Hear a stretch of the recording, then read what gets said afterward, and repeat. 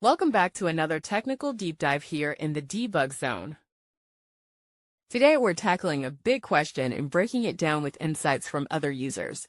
Hopefully this clears up some misconceptions and helps you get the answer you need. So buckle up, stay a little curious, and let's jump right in.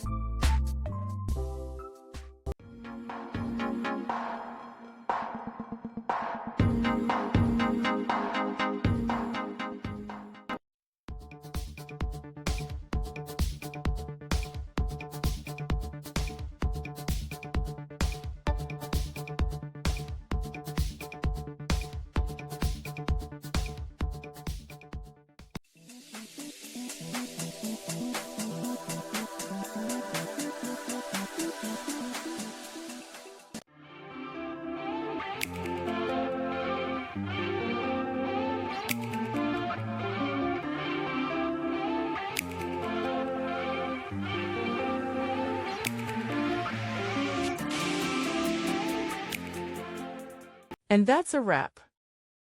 I hope you found the answer you were looking for. If you did, take a second to hit that subscribe button. It really helps out. And let me know in the comments which solution worked best for you. See you next time in the debug zone.